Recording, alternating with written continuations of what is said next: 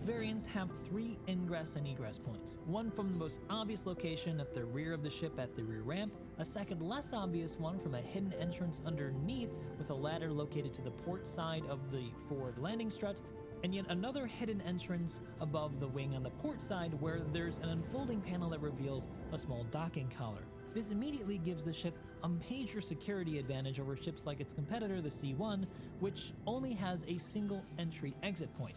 A real risk if you have a fire on board and you need to get out because you can't put it out in time. Now let's step on board though, first starting with the ES variant. The cargo bay here feels well sized for an exploration ship. It's large enough to fit some extra supplies and perhaps a small ground vehicle, but nothing massive and certainly not big enough to do any serious cargo hauling. Turning to the ramp door, there's a deliberate expression on both variants of the door's mechanism displayed through the glass, and this is something you're going to see repeated throughout the whole ship in small little ways. See if you can spot them before I say anything about it. It's a purposeful, unnecessary embellishment that just helps sell the mechanical realism of the ship in the Star Citizen universe, kind of suggesting that they're not faking much in this game. Everything's kind of really mechanically considered. I particularly like the dark gray, white, and blue accented color palette used to highlight and express some of the interior structure through these ribs and also through the lighting that is encased in them to illuminate the space.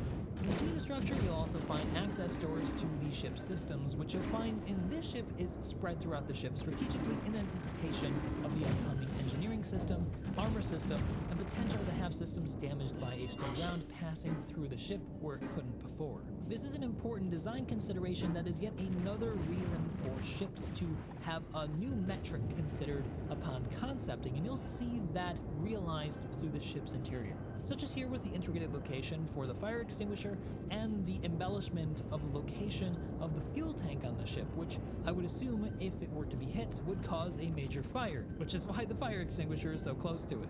Looking at the CL variant, you'll notice that the space is noticeably larger, especially at the rear section, than the ES, allowing for its 128 SCU. It's much more of a cargo hauler then. It's also a much deeper space, taking up some of the interior spaces we'll see later on to allow for that additional cargo. Some more subtle changes include a change from a series of stairs to a landing now in front of the door, which I actually prefer over the ES variant, and a weapon locker where there was none before, which someone pointed out you could actually use for tractor beams. That makes a lot of sense for a cargo variant, and it's probably what you would want to store there because there's another rack further up in the ship where you can store some real serious weapons. And speaking of the cargo grid, I also want to call your attention to just how well detailed the floor is. They've been doing palms and screws and stuff for a long time on ship interiors, but this one's done really well. It doesn't feel like it's overdone. There's a lot of grip plating where you might expect to see it so that you don't slip if it were to become wet. Now though, let's take a trip forward on the ES variant. We'll step now first into the hallway through a new articulated RSI themed door that's in 2 pieces. It's a new design type in the RSI design language that I've never seen in any other ship before, so it's something that we're probably going to start seeing on other ships like the Polaris, the Galaxy, and the upcoming Perseus. But it opens onto a much smaller and cozier quarter that takes on a different color palette. It gets rid of the whites and exchanges them for some darker grays and accent blues to highlight the structure yet again, like it did in the cargo bay. So again, there's an expression of structure and mechanicals. It's a consistent theme throughout the exterior and interior of this RSI ship. I particularly like the integrated lighting scheme here on the baseboard next to the structure, as well as in between the bays on the ceiling.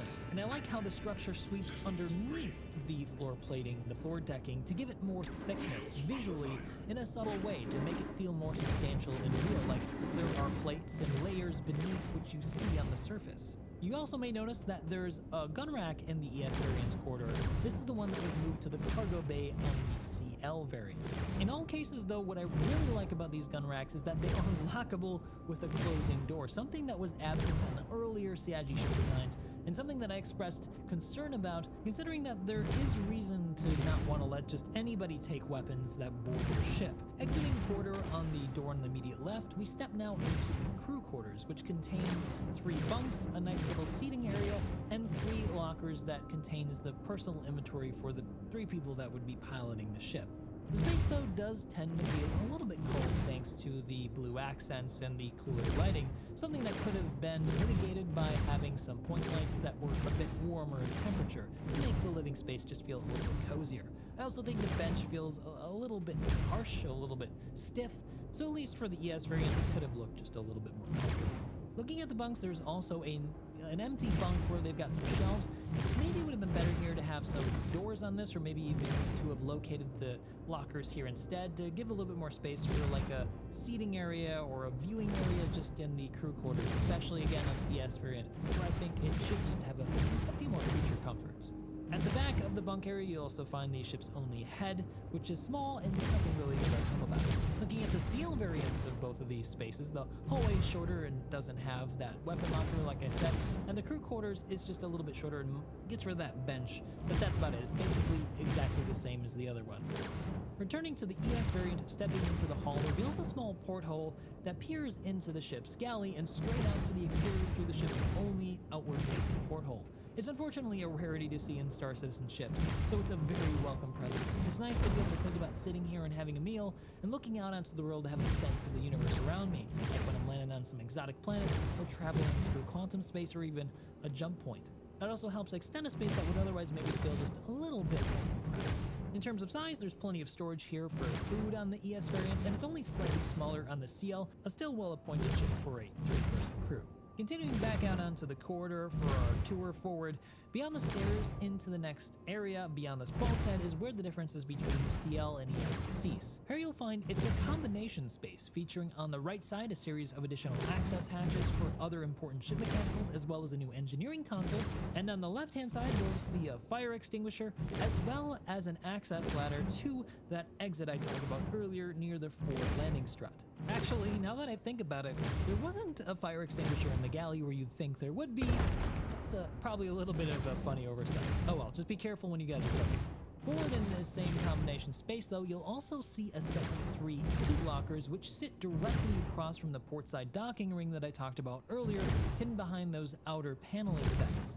This whole space then is one of the better demonstrations of how to better arrange space when space is limited. Each of these programmatic elements in this space have a relationship with one another and relate to how the space is used by the user. The EVA suits are used for changing into when you need to go outside of the airlock or when you need to go down through the ladder, and it's also a great space that you might want to vent as an airlock if the engineering section catches on fire or you need to separate the rear section of the ship, which is heavily damaged, and have a safe exit to get out of the ship in case there's no way to save it. It really shows that they were thinking about players and how they were going to use it with all these new gameplay systems. Now though, let's step onto the more exciting place on the ship, the one that you probably have been waiting for, the flight deck or bridge depending on how you want to say it. Through yet another bulkhead, providing yet more safety for the pilots in case of the need to EVA or a decompression in the rear section of the ship, where there's no atmosphere, you'll find to the left and right yet more access doors for mechanicals. This is yet another sign again of how they've changed the way they're thinking about how ships are designed and how components are laid out, so that when a round goes through the ship, not everything is damaged catastrophically. And a little bit more forward to the right of that, you'll also see yet another weapon locker, this time containing a large slot for a heavy weapon like a railgun or a rocket launcher. Yet another well-considered amenity, located close at hand for pilots for defending the ship or for ease of access when needing to exit into a potentially hostile area.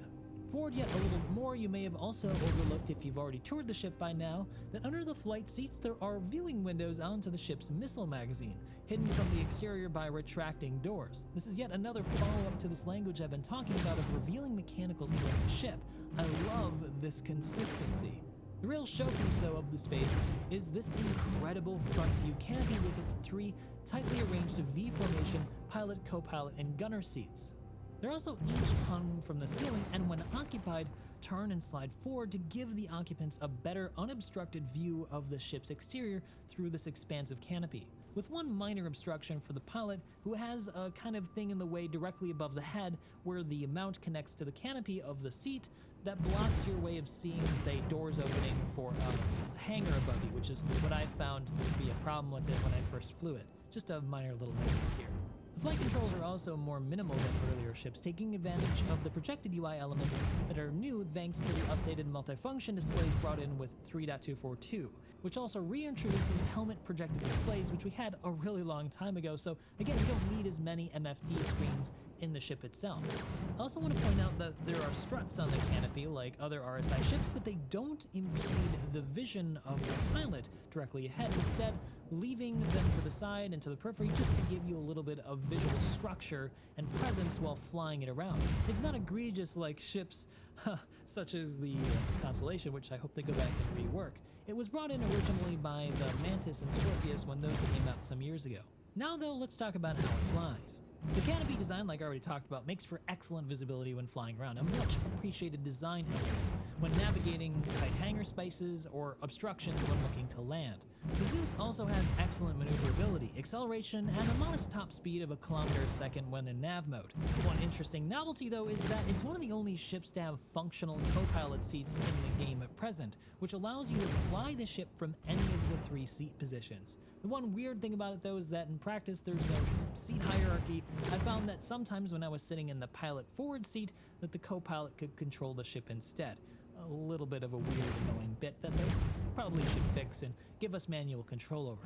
In terms of specs though, the ship comes equipped with 2 size 4 gimbaled weapons controlled by the forward pilot seat and a lower turret on both variants that comes equipped with 2 size 3 weapons, making it good for close air support or defense. But that lack of a top turret on both the CL and ES variants mean that these ships have a significant blind spot in combat, which when coupled with its large silhouette in turn mean that both of them should leverage their acceleration and low cross-section silhouette to their advantage when running away from direct threats, not attacking them.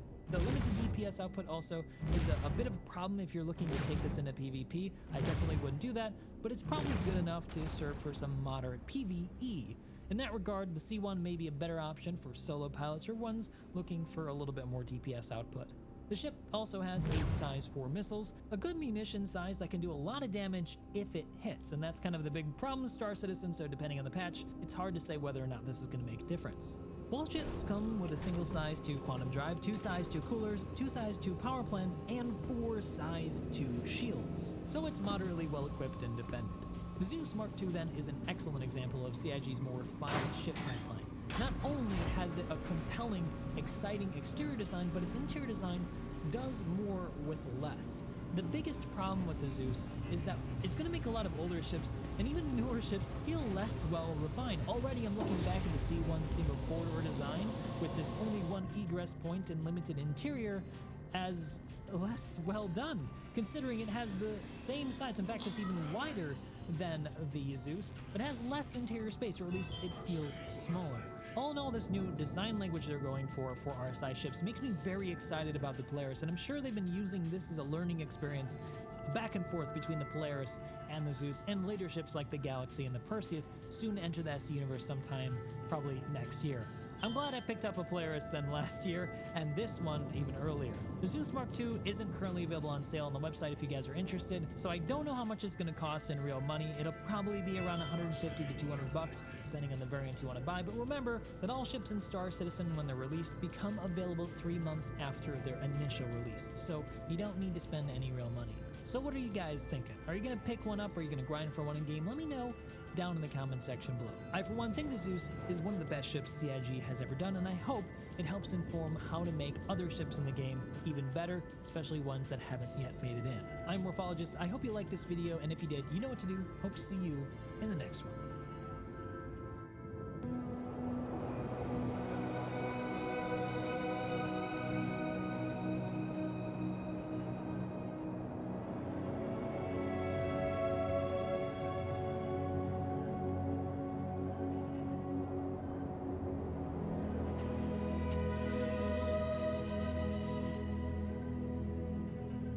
If you've ever dreamed of sailing the stars and discovering new worlds, then Star Citizen's newest ship promises to deliver the perfect vessel to accommodate you on your mission.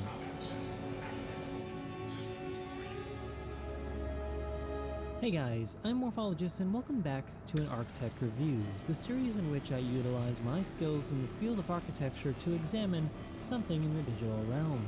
Today I'm taking a look at the very much anticipated anvil Carrack, and because of this anticipation, it has taken some time for me to digest this ship properly to be able to convey to you my thoughts about both its exterior and interior.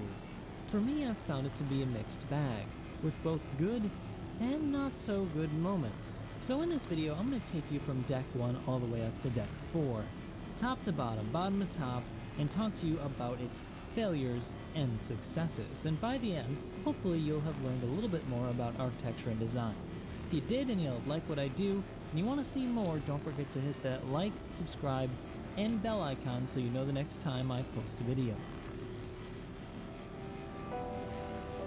Unlike other popular ships I've reviewed on this series, the anvil Carrack is not a luxury traveling ship. It's an exploration vessel, and so it doesn't have the same requirements as those big luxury ships like the 600i and 890 Jump. For that reason, it makes a lot of sense that the way you get on and off the ship would be through the vehicle bay, because you would have to use those vehicles to explore the sometimes very hostile environments that this vessel is built to go down and see. This space is also really starting to show how evolved CIG's design process has become. Not only have they comfortably sized it to fit up to 2 Ursas, but they've also made a lift on the floor to stop you from blocking the access door, which is a very smart thing to design in. They've also carefully considered how you might traverse the decks on the ship should the power go out through this, what I like to call Jeffrey's tube, because I'm a Star Trek nerd, but basically an access ladder that can bring you all the way up and down the ship, save for deck 4, which we'll go into a little bit later in the video. Just past the vehicle bay is a sensibly placed airlock that brings us to the outside and how you'll likely enter the vessel in the future once station to ship and ship-to-ship docking becomes possible. They've also smartly located a number of EVA suit lockers in this airlock to allow for you to enter spaces that might not have any oxygen in them. What I like best here, though, is the careful consideration of program adjacency. In this case, it's where you have the vertical circulation relative to the ingress point. Here, the elevator to take us up to the command deck is directly located next to both major ingress points, the airlock to the station as well as the lift that takes us out onto the surface of a planet, or, in some cases, the deck of a landing zone. This is a programmatic understanding that unfortunately was not present in ships like the Starfarer, which I need to review at some point still.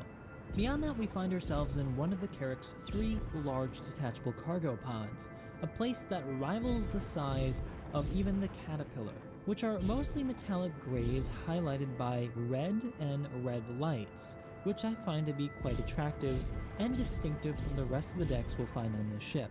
Just beyond the 3 cargo pods, we'll find ourselves in the armory and suit locker section of the ship. I imagine this is where you might store your EVA suits that are armored, as well as your complement of weapons or tools that you might utilize on your trips down to the surface of hostile planets. The space down here is generously sized, and I find that here near the turret area, it might have just a little bit too much space. They may have considered giving more space for storage somewhere on the ship, but it's hard to know without having a 3D model. Back in the armory, though, is the lift that brings us up to the upper decks of the ship, and our next stop, Deck 2, Habitation. It's completely exposed, which I think is a little bit of a strange design choice. I would imagine that this is not a place I'd like to be if the grav gen goes down and I'm in here while we're doing maneuvers. I don't want to get stuck in between the elevator and the wall. But it works. And here we are. Deck 2 Habitation. Here we are on Habitation, where the crew is going to spend most of their time off duty. Here, things are a little bit different than on the subdeck.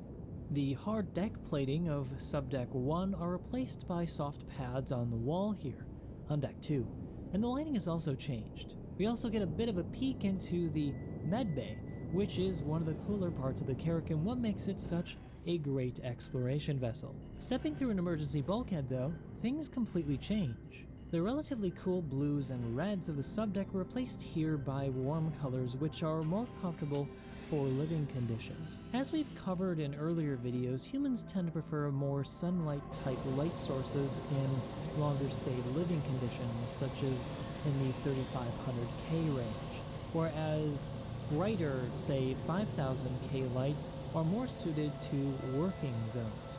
But first, let's take a step into the sickbay, because it's a pretty cool little design. Now you'll notice immediately that this actually has its own airlock, which makes a lot of sense.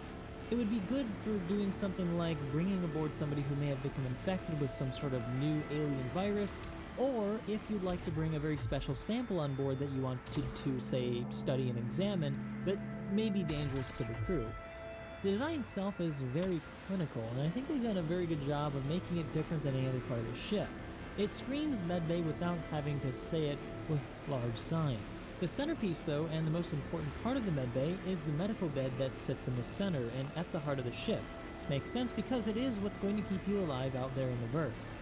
Just adjacent to it is the Chief Medical Officer's office, and that is so cool to have aboard a ship in Star Citizen. It's got a great view onto the medical bed for doing, say, examinations of possible contaminated crew members or people that you've encountered or alien species.